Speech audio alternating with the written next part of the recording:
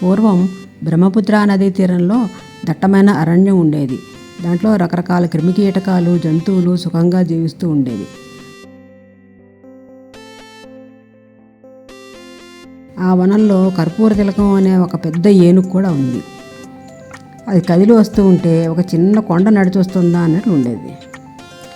దాని భారీకాయ అనే శక్తిని చూసి చిన్న జంతువులన్నీ భయంతో గజగజలాడుతూ ఉండేవి. పొడవైన దాని దంతాలు తగిలి దాని అడుగుల కింద పడి చిన్న చిన్న జంతువులు చాలా వరకు చనిపోయాయి.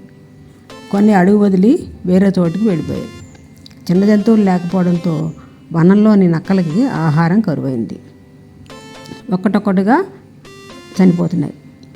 తమ జాతి అంతరించిపోతుందేమో అని భయంతో ఒకరోజు నక్కలన్నీ సమావేశం అయ్యాయి.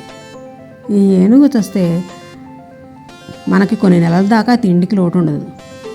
ఇది చచ్చిందని తెలిస్తే పారిపోయిన జంతువులు కూడా తిరిగి వస్తాయి. మనకు కడుపు నిండా భోజనం దొరుకుతుంది అంది ఓ కుంటి నక్క. నేను చంపుతా అంటూ లేచింది ఒక పిల్ల నక్క.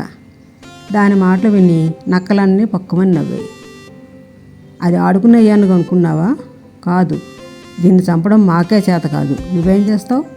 వెళ్ళి ఆడుకో అంది. సరే, వాళ్ళ మాటలకు వినగానే ఈ నక్క పిల్లకి కోపం వచ్చింది. అయినా బయటపడకుండా, వయసును శరీరాన్ని చూసి మీరు తెలివితేటలను లెక్కించడం సరికాదు. నాకు అవకాశం ఇస్తే నా ప్రతిభ చూపిస్తా అంది నక్కపిల్ల.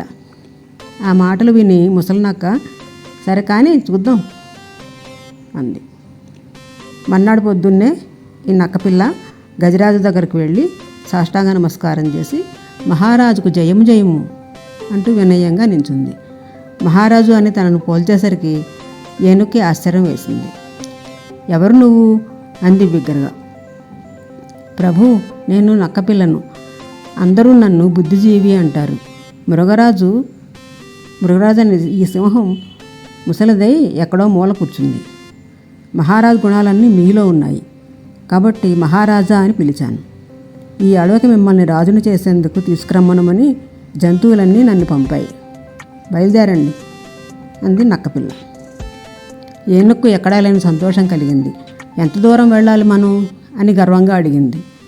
దగ్గరే, నాతో రండి స్వామి అంటూ జుత్తులు మారిన నక్కపిల్ల ఒక ఊబి వైపుగా ముందుకు నడవసాగింది.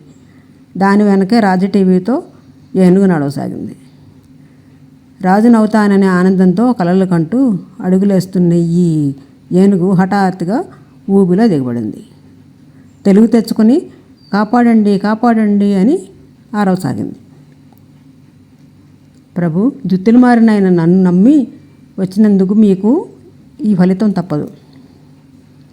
ఇప్పుడు పశ్చాత్తాపడి ప్రయోజనం లేదు అంది నక్కపిల్ల. ఏనుగు కేకలు విని అక్కడికి జంతువులు చేరేసరికి ఏనుగు పూర్తిగా ఊబిలో మునిగిపోయింది. అన్నీ నక్కపిల్ల తెలివితేటలను మెచ్చుకున్నాయి. ఇదర్రా కథ విన్నారు కదా, బాగుంది కదా. బుద్ధిబలం ఉంటే ఎలాంటి కార్యాన్నైనా మనం సాధించవచ్చు.